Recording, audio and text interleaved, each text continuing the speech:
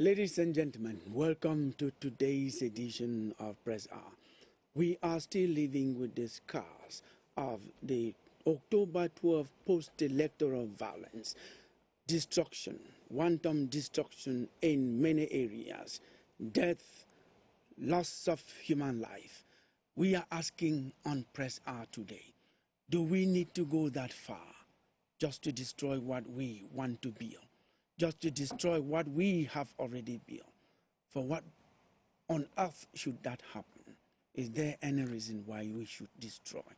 We are going to look at the consequences of violence and crisis to growth, be it economic growth, political, mental growth. That will be our focus on Press Hour today. But at this moment, we also have another very important election going on in the country, going on because the campaign for the regional election has started yesterday, 15 days to polling day on the 30th of November. Now we discover that so many constituencies have so many lists, be there the divisional delegates or the chiefs as they have special constituencies in what we know to be a special election with an electoral college. Those are the issues we're going to handle today on Press Hour. And to talk about these issues, we have invited Cotton Prince-Will Sambit, who is the Assistant Executive Secretary of MP3 Party. You're welcome to the program, Prince-Will. Thank you very much, Mr. Killian. Good afternoon to all Cameroonians out there and to my fellow panelists. Like you said, Cotton Prince-Will Sambit, young politician from the Northwest, precisely in Gokutunja, the vice president, if you want to put it that way, of the movement for patriotism and people's prosperity. The party headed by Samuel Irami Yodi was one of the candidates for the just ended presidential election. Thank you for having me. Was he the youngest? Yes, at that time, he was 38, he was the youngest. Yes, and then the other young presidential candidate is Caxton. Yeah. Seta Caxton. Very right. Okay, so why do you decide to be so young in your party? Oh, the adjective just describe the person. However, the youthfulness does not limit us to our political program. The youthfulness does not limit us to just the mindset of youthfulness, but we that categorize where we are, the vibrant energy we have, the change we want to put forward, because we believe that at this point in time, we don't just want people to be at leadership positions, but want people who are capable, people who have the energy to be able to move forward what Cameroon needs at this point in time. But your energy was so small, so young to move any change during the October 12 presidential election. No, I totally disagree with you, permit me. I think so, because we were not the last, though we were not the first. However, you talked about the just ended presidential election. Legally, it ended, but we understand that the election was characterized by a lot of upheavals, which actually has led to... Okay, we are talking about violence. We're going to talk about that. That is even the focus of our program. We'll come back to you. We just wanted to appreciate you on this program. Thank you. We are going to introduce another panelist, Lionel Kungaba, National Executive Committee member of the SDF Party, Social Democratic Front. You're welcome to Press Hour. Good afternoon, Killian. Good afternoon to my co-panelists, and good afternoon to all our viewers. It's always a pleasure to be on Press Hour to discuss issues related to our nation, and we hope today again we will be able through this program to participate in nation building. Yes, and you had a candidate. Your candidate is well known, Joshua Osi. But the performance of your party has been dwindling with time. I think you were the 6th position, were you? Yes. 6 out of 12. Out of 12. That's the worst position the SDF has had since 1990. That's the worst position the Social Democratic has had since the creation of the party, and unfortunately, the two worst positions that we've had recently, 2018, 2025, under the leadership of Joshua Osi. And I think when you look at all what is going on in what we can call our political bills, the Northwest and the Southwest. And you look at how the results have been going down, we think there is a lot we have to do in the party in order to revamp and bring the party back to the timeline in the political scene in Cameroon. Yes, I would suppose you're working towards that. But the good thing is that the your candidate is so Republican, he acknowledged defeat, and then he congratulated the winner. Yes, of course. In as much as he is a Republican in the nation, some of us in the party as well, we want him to be a very good Republican. And looking at the results in the two recent elections, we think it would be very honorable for him, as he is one of the honorables. It will be very honorable for him to give room to another person to try, and by doing that, that will only be by resigning, and that will make him very honorable. Well, that is your internal squabble of your party. We are not bringing that to SDF is a national. Yes, the SDF is a national party. When you say internal, no, the SDF is a national party, and it is a legacy, national legacy that was left to Cameroonians by the chairman John Frundi. And today, when there is anything that we think can help the party to be revamped, to come back to the political timeline, we just have to see it out. Okay, thank you for that. But on Press R, we don't take one-sided opinion. When you go and fix your house, we welcome you on Press R. At this moment, we are going to introduce Dr. Tumenta Kennedy, who is an economist. We are going to ask him so much on this program, the impact of violence and crisis to growth. We talk about economic growth. We are talking about even mental growth, social, political growth. So you're welcome to Press R. Dr. Kennedy Tumenta.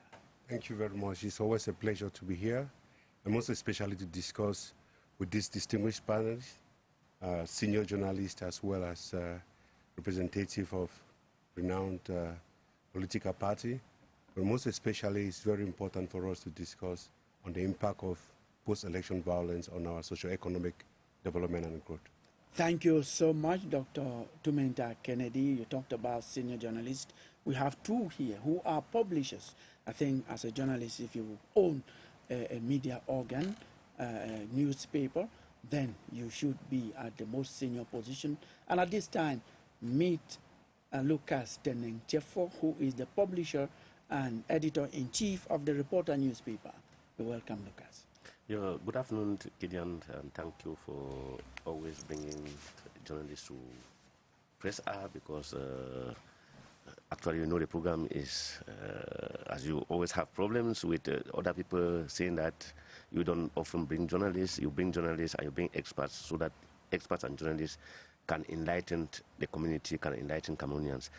I would equally say good afternoon to our viewers and good afternoon to my co-panelists, and I think that the topics today are very, very pertinent with the present situation in Cameroon, and our discussions might help in one way or the other towards the building of our nation that is at the crossroads now. Thank you so much. You're talking about journalists being on the panel. We have another journalist in the neighborhoods. I hear many people call him Senyon D.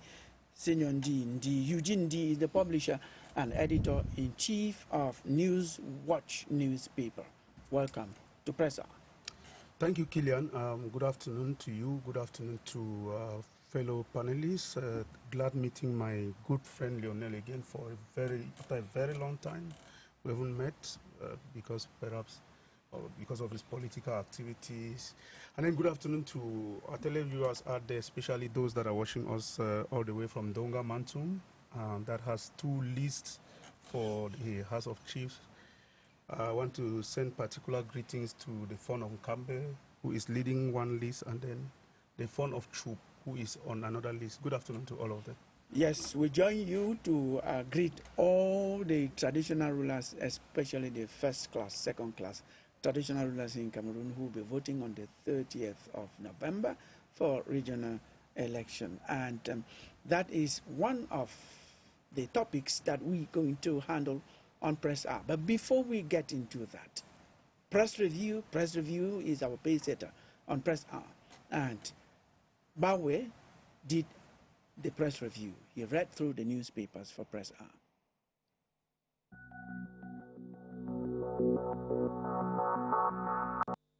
This week, the national press has been anything but quiet.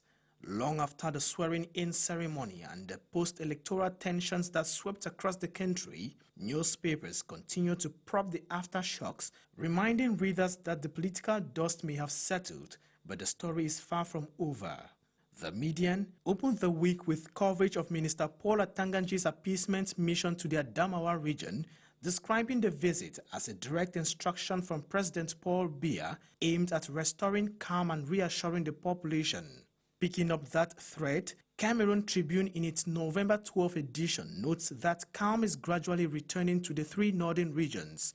The lone bilingual daily explains that the minister's visit brought together administrative authorities, traditional rulers, religious authorities and elected officials, all urged to play their part in helping communities bounce back. But the peace campaign did not stop there. The Guardian Post reports that the Prime Minister, Chief Dr. Joseph John Gutte, was dispatched on a nationwide mission of reconciliation, again on instructions from the head of state. Analysts the paper spoke to believe the PM's experience make him the ideal messenger for such a delicate assignment. Yet, even as peace missions unfold, tension simmers beneath the surface. Both the Post and the Median newspaper relay Issa Chiroma Bakari's ultimatum calling for the immediate release of individuals detained in connection with the October 12 presidential election.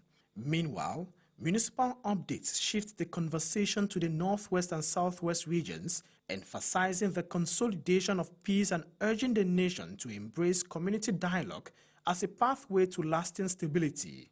And just when it felt like the electoral season was behind us, the swearing-in ceremony of President Paul Biya made its way back to front pages.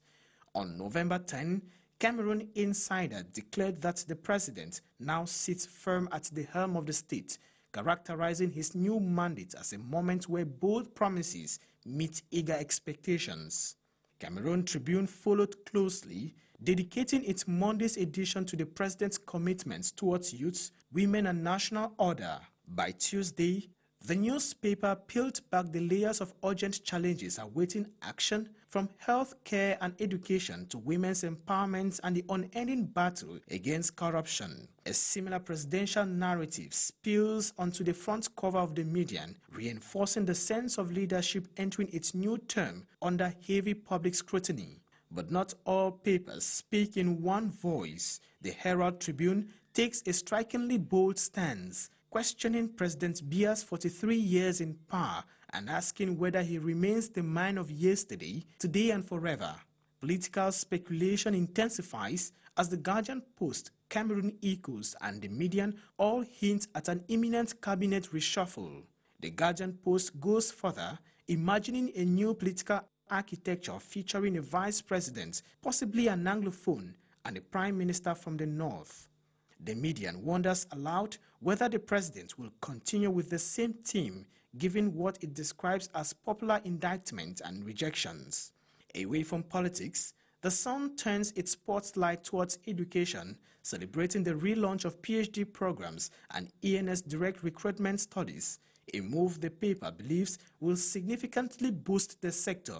But not all news was hopeful. The Herald Tribune recounts the tragic story of 4 individuals ambushed and killed by separatist fighters in Bambili, casting a somber shadow over the week's headlines.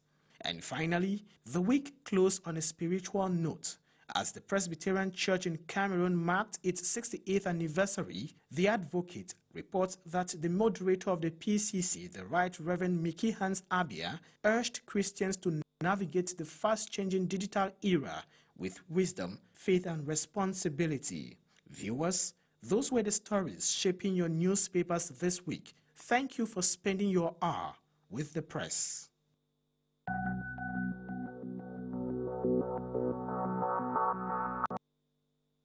Thank you so much. We have 2 topics today on Press R, ladies and gentlemen. Very, as one of the panelists said, pertinent topics. And I think I go more for the topical nature of the topic. What are the consequences of violence and crisis to growth? We know that the Northwest and Southwest, for example, people have said has retrograded to about 20 to 30 years in terms of growth. We have also seen in the far north with the insurgency of Boko Haram, how progress, how growth was retarded. And now again, we have waves of violence. We just think that we should not continue to destroy. That has been our country. Now we are going to look at the multiple list of regional elections and see whether it is competition or disorder. With our panelists, I throw the question to any of you. We have some constituencies have up to 4 lists. What made them not to agree to have 1 list, to have 2 lists? Why not just have 1 list? You will not tell me that it will no longer be competition. Some of them have up to 4 lists. Is it actually, from your analysis, political or democratic competition or disorder and lack of understanding? Who is going to take the floor for any of you? Okay, Kilian, you see, democracy is a game of numbers. As a game of numbers, I think consensus is not always the right thing to do. At times, you allow people to go to the field and get the results. When they get the results from the field, because everybody would think that if I competed, I would have had it.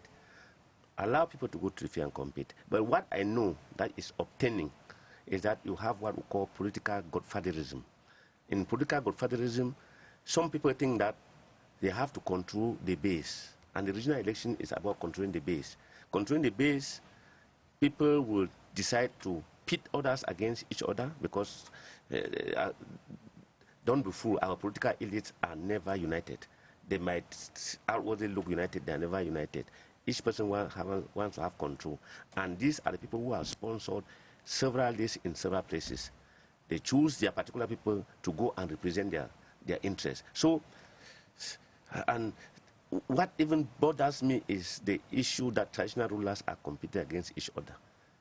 It bothers me. Why does it bother me? A traditional ruler is supposed to bargain for the people. And if you cannot bargain for the people when you are political, when you have political lineage to one party or the other, it becomes a situation where the traditional ruler is no longer respected.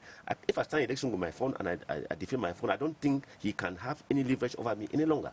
And when once you are politically, you become politically motivated to lean to one side and not the other, you cannot have that leverage in the village any longer, because people who are in other political parties that are not where you don't belong, you see them differently and they will equally see you differently. So to me, the funds are supposed to be apolitical. And united. They're supposed to be political and united. Yes. Look at this issue. When there's an issue in the village, okay, they say everybody has to go to the palace. You go to the palace for blessing on this thing, and imagine me, I'm in the opposite camp. I think the phone will not bless you with his whole heart, and okay. It becomes a problem. Now, as I was saying, the competition, since it is an indirect universal suffrage, the list have no, the list system is that the list that will carry the highest proportion will be the list that is elected. But after the election, how are the funds going to see each other? Yes, exactly. We had to clarify that point. The universal nature of the suffrage is that people will go to the poll and vote. But the peculiarity that the regional elections have is that it is not every citizen who votes. It's an electoral college, which means that regional the mayors, councillors, and first and second class chiefs. First of all, yes, voting for delegates. We have mayors, you have the regional councillors who are going to vote, and I think the Chamber of Commerce also, those who are there, the heads are going to vote. With the chiefs, traditional chiefs, it's among them, the peers, who are going to vote. Now, not everybody will vote. And in one party, we are asking should one party compete amongst its own self? That's where we are asking whether it is disorder or competition. When we have other political parties against which the parties have to unite and compete against other opposition or other political parties. We're asking that question. Is it competition or disorder? Now I go to, yes. To Eugene. Killian, thank you very much. When I looked at the list, all the 75 lists from the competing in the 58 divisions, I realized that there are places where political parties have more than a single list. When you reach a situation where a political party has more than a single list in one constituency, it shows you that they cannot come to an understanding. They cannot come to a consensus. At that level, it is no longer competition. It is more of disorder. It shows you that they can't agree among themselves. I prefer the boycott like the SDF has done, because when I went through the list, I'm sitting by a senior official of the party and I speak under his authority. When I went through the list, though the SDF has said they can never boycott an election again, I realized that they have boycotted, except Lionel challenges me. If you see that the level they feel is not level for you to play, you stay away and allow those who have to play like the SDF has done. Now, particular case of interest is that of the traditional rulers. We have known traditional rulers as people who are endowed with wisdom that guide and that they can unite. Then when you go to the list of traditional rulers and see that even the traditional rulers can't agree among themselves to form a list, a single list, then you have to ask questions about how the role traditional rulers play as guidance, as people who are custodians of our tradition, who we look up to. When we have disagreements, we look up to them to get solutions, but they cannot agree among themselves. In the Northwest, the region, the Northwest region, we have traditional rulers. We have the list of traditional rulers. We have 3 of them from Menchu. We have 3 of them from Mezam. In one division, you have 3 lists each. For what? Now, for what? In Dongamantu, you have 2. These are people who are supposed to agree and come out with a single list. Why should we have more than one? Now let us go. You just kind of indicted. Let me use that word. I did not indict. I just gave the not fact. Abusive. I just gave the fact as it is. The SDF is not competing anywhere in the 58 divisions. Let us. I have gone through the list. Thank you so more much. than once. Let us just ask Lionel Kungaba, who is a National Executive Committee member of the SDF. That should be the topmost organ that the party has. You are a member, and we know, Eugene said it, it was declared officially that the SDF will never boycott an election. We don't see the list of SDF in the competition. What is happening? I think, as you earlier said, this is an indirect election, and those electing the regional councillors are well known. And if you are going in for an election where you know that you will lose in advance, it's unnecessary for you to do that.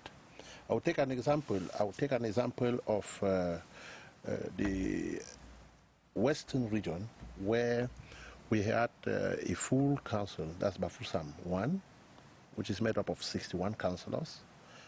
Unfortunately, during the mandate, the mayor resigned with some few councillors. We take that of Menzam, we have just 1 council, Bamenda 3. We take in Mungo, we have just 1 council, Lum, that is, and Mombo, we have 2 councils there. When you look at the number of councillors that we have and you look at how the election goes on, going in for the election would be wasting of energy and money. But before you go to that bet, let me take you on the analysis you've just done. In 2013, yes, that was when we had the first senatorial election. Yeah. And we know those who vote. The SDF had less voters in terms of the people who vote. Yes. The CPDM had more in the Northwest at the time, but the SDF won. We mean that they worked hard and convinced some voters who are members of the CPDM to vote for SDF. To also add that they did not have in the Adamawa. Yes. And they won in the Adamawa. Yes, there was one place where they have the 7 senators. Killian, I want to say the circumstances of 2013 and 2015 are not the same. Okay. The party was still in 2013 waxing very, very strong, and we had a lot of councillors in the Northwest. I want to take the example of the Northwest, which were competitive. It's easier for us to convince 10 councillors to join the SDF or vote for the SDF than to convince 1,000 councillors to vote for the SDF. You understand that? I will say that we initially discussed during and resolved during National Executive Committee meeting that we will never boycott any election in Cameroon again. So only those that are supposed to call for a meeting to organize for us to participate in such elections did not do, and they have their reasons. For now, there's no official communique, no official position of the party on why we've not participated in this coming election, or we don't have any list in this upcoming election. But I think that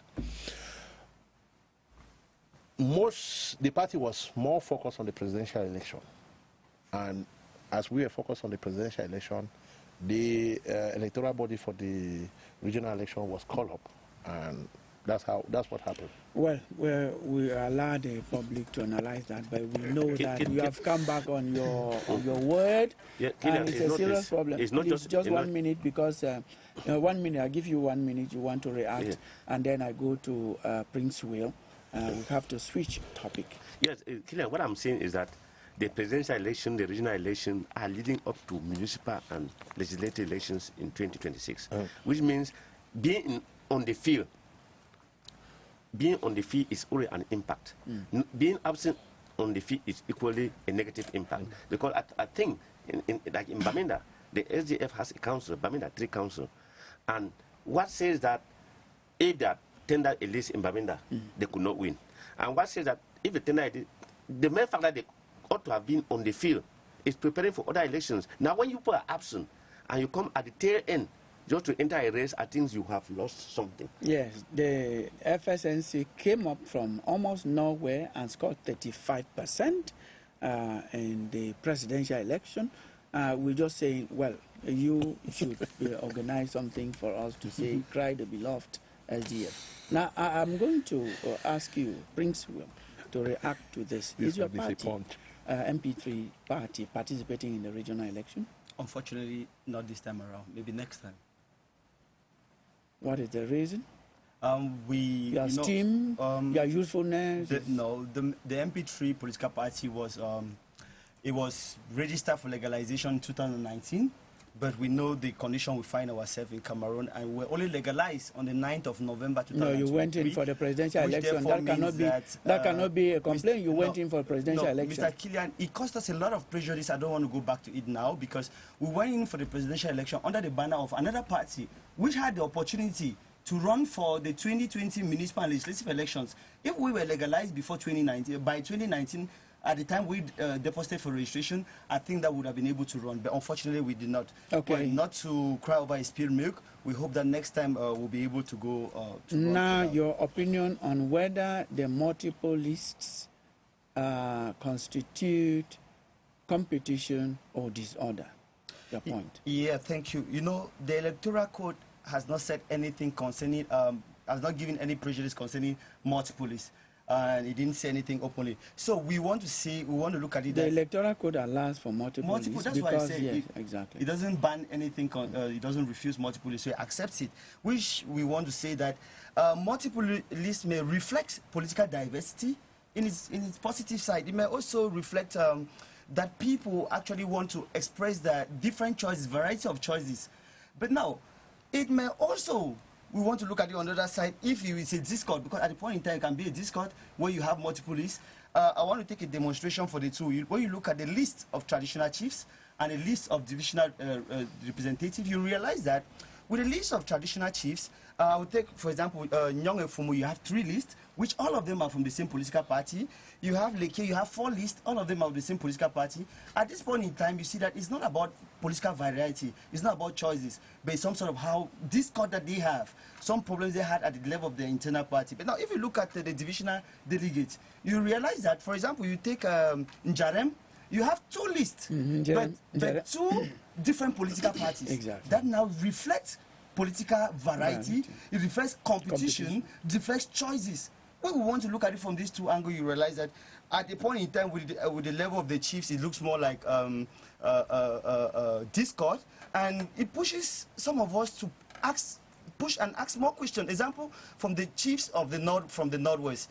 I want to take, for example, Ngokutunja, or we take Menchum, as we've seen multiple lists. These are people whom I want to see, particularly the Northwest, because our traditional authorities of the Northwest are sacred institutions. These people, in the first place, are not even supposed to be engaged in politics. However, we see the 1977 law, or 1972 and 77 law on organization of traditional chiefdoms in Cameroon, which has actually introduced them as auxiliaries to the administration, and they have a payroll. Now, when you start having a payroll, you start being under the influence of a particular person. Not necessarily. There are people who can receive and maintain their integrity. Yes, integrity doesn't. They are part and parcel of the republic. They play, as you call them, the auxiliary. They just need to maintain their integrity and receive. And we still have some of them who have maintained their cultural values, whatever happens, and they are there, and we can. Yes, Mr. Kine. Now we have another topic, please. Yeah. Thank you. Your contribution has been so very important. Thank you. We're going to move on to the focus on Press R today. What are the consequences of violence and crisis to our growth? We want to remind you, ladies and gentlemen, that at this moment we have had so much destruction after the October 12th presidential election in Cameroon. We will come back to it, just make some comments. Eugene, when you look at the violence that erupted, and it was in so many towns or regions across the country, what do you say about this? Well, I have said this before, perhaps on other platforms, Gideon. We have only one country. In as much as we may be dissatisfied with what we have at the moment, it does not justify that we destroy the little that we have. All right, I am somebody who is pro-decent, but decorum should be respected. Should be our watchwords. We should allow people to express their opinions, but do that decently and courteously. All right?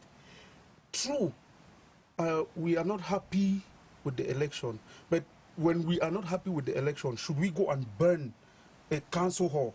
No.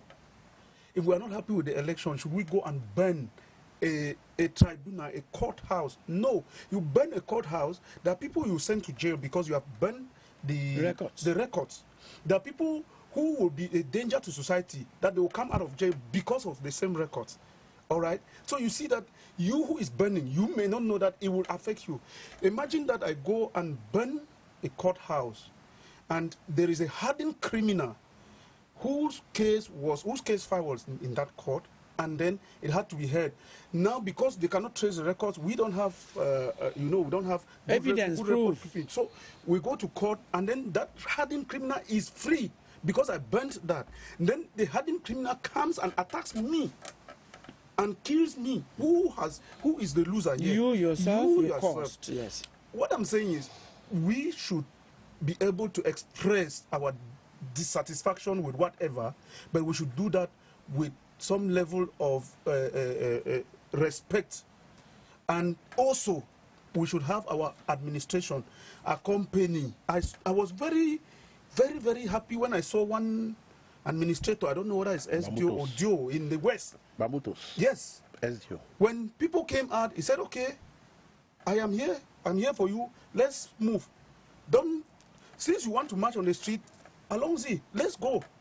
But destroy nothing, and then nobody will hurt you. Like, the military will be there to guide, so that maybe a car doesn't run into the crowd. And that is exactly what happened. Should be done. Let them speak. Let them Express. do. But do that also while respecting The Republican values. Don't destroy. Don't kill. And let our military should be able to guide, be with them, accompany them, and not shoot. And they did that in so many circumstances. I just cited a case of an administrator. Yes, who I don't know the name, but I think those are the kind of administrators we should have in the country. Yes, Lionel, your party took part in the election, accepted the defeat, congratulated the winner, and I am convinced that your followers did not go to the roads to the streets to break. Of course, Kilian. When you are aiming to rule a country, you cannot destroy that country before thinking of ruling that country in the next future. It means you will be destroying, and when you come to power, you will be unable to rule because everything will have been down. I want to say that in as much as we are condemning all the violences that happened during the post-electoral crisis, we want to say that there is no justification to violence, no matter where it comes from. No justification. People went on the street because they had some grievances, and others joined them because they wanted to create disorder, havoc, burn, settle their scores. And that is why, as Eugene said here, we appreciate those administrators who took upon them in order to talk to the people and to tell them, yes, it's a right for you to go down to the street. It's a right for you to protest. But we have that responsibility for your safety, the safety of the goods, and the safety of the people.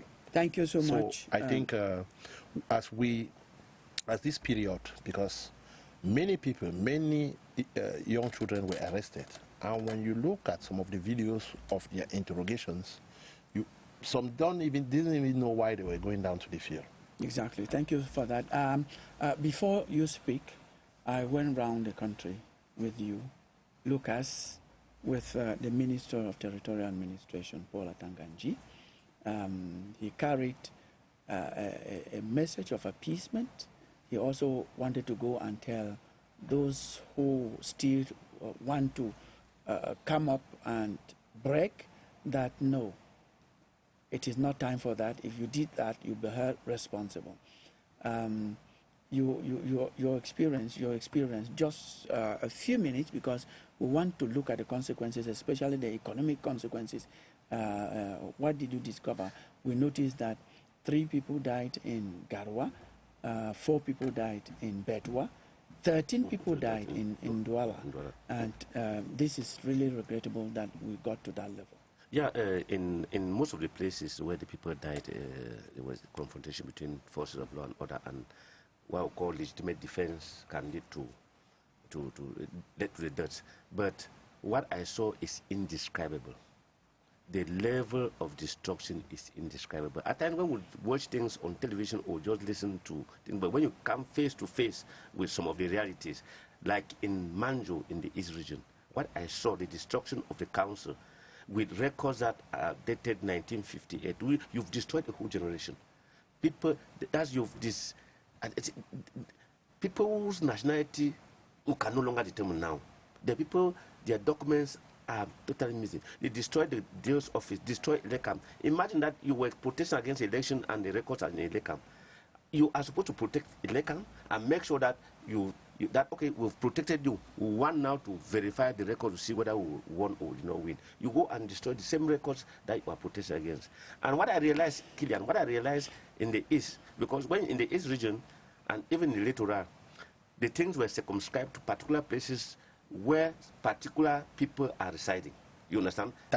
Yes, it was circumscribed to particular areas where particular people... I would not like you to develop that, because the minister has said that we are not going to attribute it to particular communities. We are I'm going not talking about particular. I do not want to go to particular communities. Because when you're talking about we know the instigators, because the instigators of the crime will know them, and they have to pay for it, because I have seen destruction. And can you imagine that in the East, where all those things that were destroyed, none of them is a government building.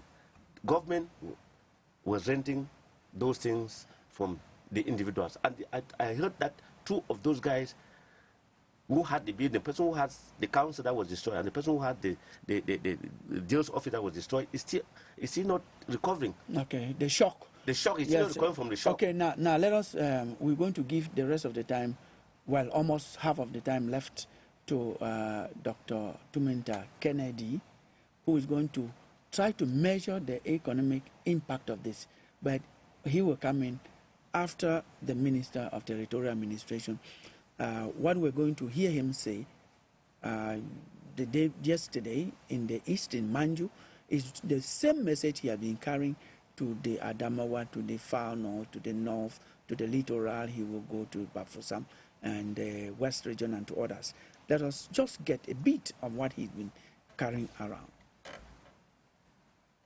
Following the evaluations given to me by the governor of the region,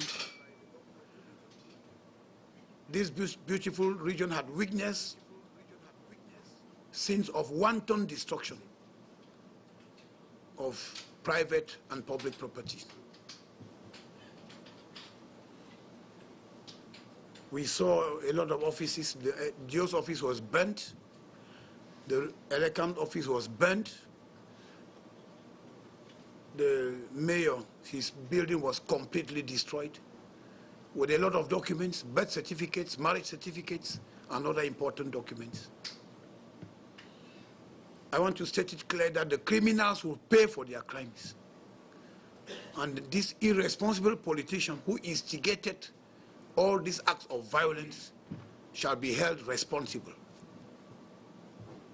He is the first criminal, and he will face the law. We have little or no concessions to the criminals who have defied state authority. It was just an election, and I think that the election is over. Now we should look at the future with more the determination and optimism. So we are addressing all the communities, all stakeholders, political stakeholders. You have to go and talk to your children. Because following the reports I had from the governor and the force of all law and order and administrative authorities, we realized that so many young Cameroonians were involved in these acts of violence and acts of vandalism. Yes, we were told that they took drugs, tramadol, Indian hemp. But where were the parents when these children were dragged into these irresponsible acts of violence? So I think it's important for the communities, head of communities, to sensitize the population. We cannot throw the blame on any community. I think all those who will be held responsible came from all communities. And at the end of the investigations, we'll have a clear picture of exactly what happened. During this important speech on the 6th of November, the President of the Republic did mention the professional way in which issues were handled and praised the forces of law and order for their bravery. We want to thank the administrative authorities for what they have done. We want to thank all the communities for their collaboration, which has permitted us to bring things back to normalcy. I personally come from the Northwest region, and we have tested the bitterness of disorder. No one should accept any form of disorder, because we only know when it starts, but we cannot tell when it will end. So we have to reject all forms of disorder. We have to reject any attempt to defy state authority. We have the moral obligation to promote Republican values, peace, unity, living together. Those are Republican values. We should avoid hate speech and any form of tribalism. Brothers and sisters, we are all Cameroonians, and we should work to promote peace, national unity, and peaceful coexistence amongst all the ethnic groups and the components of the state. Cameroon is our country, it's our heritage. President Paul Biya said it. And that's why it's important for me to give a copy of his speech to all the stakeholders. Everything he said in the speech. It's a roadmap, a very important roadmap for the next 7 years. So it's a working document. It's important to read it and explain to all stakeholders that this is a very important document. Yes, we've all watched that. We've listened to the declaration. What we have watched here is a similar message that he is carrying around the country, a message of appeasement, but also a message of firmness. We're going to shift from that to the impact. Now, Dr. Tumenta Kennedy, you are an expert, an economic expert. Tell us, we may not have the exact figures. We have had crises in the Northwest. We have had Boko Haram terrorist sect in the North, and we've lost so much destruction. We are having this post-electoral violence with the tensions, and we are losing so much. How can we assess, what can we say are the economic impediments, impact in growth? So, Killian, thank you very much. I'm going to allow you to speak for 5 minutes. You're good. I have to be very fast. So look, we just have to understand that an economy is like a well-cultivated garden. And being a well-cultivated garden, stability and trust are the fertile soil. Means stability and trust are the fertile soil. And investment is the seed. Now look at it. When violence comes like drought that kills and take away the seeds that are already there, that are already germinating. But again, it's not just the seed, but you have violence, winds and hails that comes that even destroyed everything, meaning that the violent wind and rains that comes, it prevents people from even going out to plant. So violence itself creates a bigger damage for everybody within the economy. So it's not just a political instrument, but it's also an economic and livelihoods instrument for the economic itself. Investment runs away when there is violence. Jobs, opportunity disappears. Business people and entrepreneurs become speculative, and in an uncertainty, capital is a coward. Means the capital, the money, the investment capital is like a coward. If he's afraid, he runs away. And then speculative people comes in, like what we saw in places like Douala and other places where prices, they couldn't find gas, prices of tomatoes went up. A basket of tomatoes that was sold pre-conflict was approximately 4,500. They saw it at 16,000 francs if you saw it. The guests who gave us host yesterday in Bedwa told me in particular that someone brought bread from somewhere and then increased the price, and within 2 minutes, all that bread, exactly, a good quantity of it was taken away. And to them in Bedwa, the senior divisional officer and the family, I greet you. Yeah, you continue. So Caleb, talking about bread, those are the basic necessity. And that's where the bigger issue lies. Those who can afford it during conflict period get stuck, buy their things, and prices of goods and services, inflation goes up, meaning that people, the panic that gets into the market, in the short run, people try to stock, buy, and because we buy the process of supply, basic economics, so you cannot supply so much in the short run, so what happens? Prices goes up. So, and who suffers? Everybody. But most especially women and youth. and students, that they have their basic salaries or income that comes, they cannot increase that salary within a short period of time. So the fabric of the economic in panic, everybody suffers. Transportation routes are closed. Even those who could carry their goods, they are also in panic if they could be attacked. That is why we have to understand that in 2018, let me give some statistics. The GCAM, which is the employer organization, said that between the conflict of 2018, we had approximately 269 billion that was lost. Approximately 60 to 80% was due to that conflict. And then secondly, we had 6,400 jobs. People became jobless. And that you're talking about the post-electoral violence? Yes, post-electoral violence. Okay. So still now, if you look at the conflicts that we had within, let's say, in the Northwest and Southwest region, looking about conflict, you see that CDC itself, they had a production of approximately 125,000 tons production, and it went down to 17,000 and catching up. And who are those? The farmers, those who could work, and the laborers, their salaries could not be paid. Thank God the government catch up recently. But again, it has an impact on the government's coffer because they could use that money to create roads somewhere.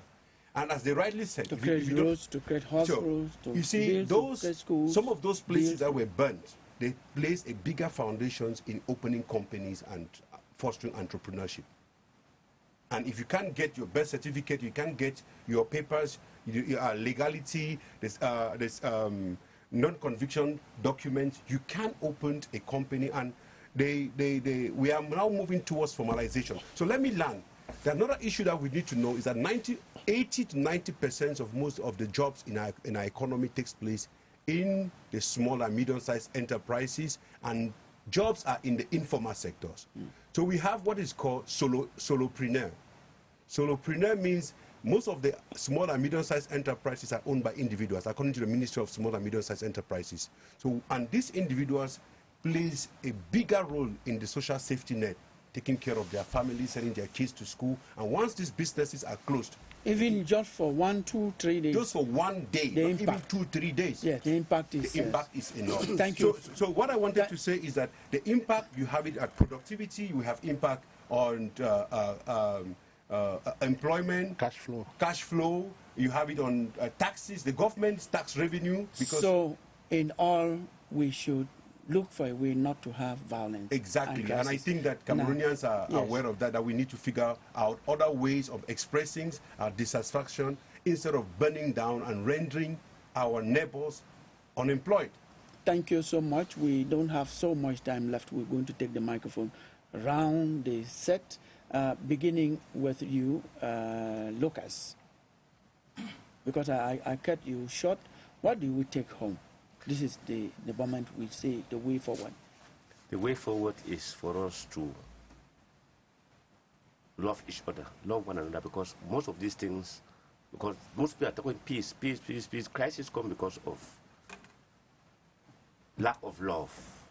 When there's no love, there can be no justice. When there's no justice, there can be no peace. And when these three ingredients are not there, there will be violence. And when there's violence, we cannot go anywhere. Nothing has ever been consulted in chaos. So we should avoid chaos, and because we should keep on adding what we have to another thing than to replace, keep on replacing. When you keep on replacing, you go backwards. When you keep on adding, you pile up and you grow.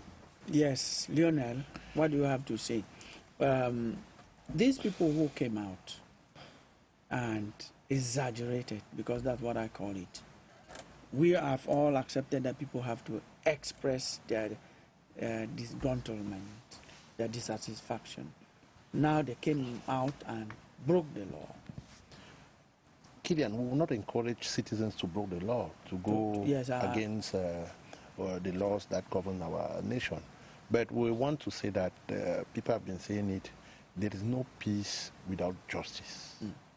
We should not try to ask people to stop or not to revindicate. Let's look for the root cause and solve the issues for further crisis not to evolve again. That is the issue. If we can't look for the root cause, most of these young people going down to the street, I'm not sure a young person working in a multinational was in the street. I'm not sure a young person doing well in his enterprise was in the street. I'm not sure a young person that is employed was in the street. Most of these young persons who are manipulated are those who are frustrated. No young person that is doing well, that has a stable job, will accept to take tramadol, as the minister said, or any other thing to be manipulated to go down to the street. I earlier said here that many young people who were arrested, more than 80% of them don't even know why they were going down to the street. Thank you so much. We have to give the floor to the microphone to Eugene to give his own opinion on the way forward.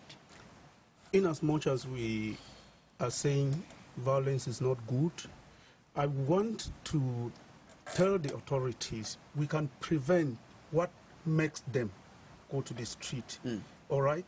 If the problem is that the electoral process did not go well and people are angry, then let's look at fixing the electoral process. We would have stopped people from going to the street.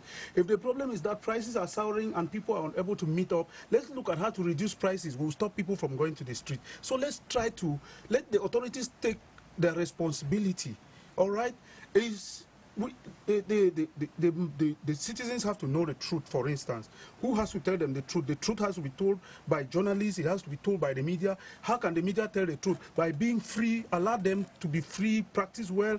How can they practice well? Let them have Freedom of Information Act that they can come and ask you information and educate and sensitize the citizens. We would have stopped all of what is happening. Thank you so much, Eugene. 30 seconds, please. I'm told that we're going above our time. Yes, Prince-Will. Yes, Mr. Killian, you talked about the unrest, and I want to just say quickly that not everybody that was on the streets were rascals. Not everybody that were in the streets were people, or those who even respected some proposed ghost towns were rascals. But there's most of them are these young people who have graduated from school, they're on bikes, no jobs. Most of them are these mama in the cartier where they're selling their small things. They have freezers in the house and they don't have light enough to help them progress. Most of them are, they not only those people, but they also had those people who are using the highways that are so bad as possible. But for this, you know, like we said, the electoral process has come to an end. The President of the Republic, like you say, as the Constitutional Council declared him, that he has given an open hand for Cameroonians to come up and suggest. That is why the President of my party, the candidate, Samuel Irami Yodi, has proposed a refoundation plan. Thank you. Sent to the government. Thank you. We hope that they look at. But let me just thank you. Thank you. Thank you. Thank you. I want to send a message to young people. We have the upcoming legislative and municipal election, Mr. Killian, and I think that this election is one that young people need to engage so that they can be able to have the development of their community in their hand, take the councils, take the parliamentary seats, and I'm talking to you. The message has gone. Young people should get involved. Thank you so much, Prince-Will. Thank you, Prince-Will. Thank you, Lucas. Thank you so much, Lionel. Thank you, Eugene. Thank you, Dr. Kennedy. Thank you so much, ladies and gentlemen, for your time. You're going to accept with us that sometimes we can get emotional to send our points across. Thank you for watching Press Hour.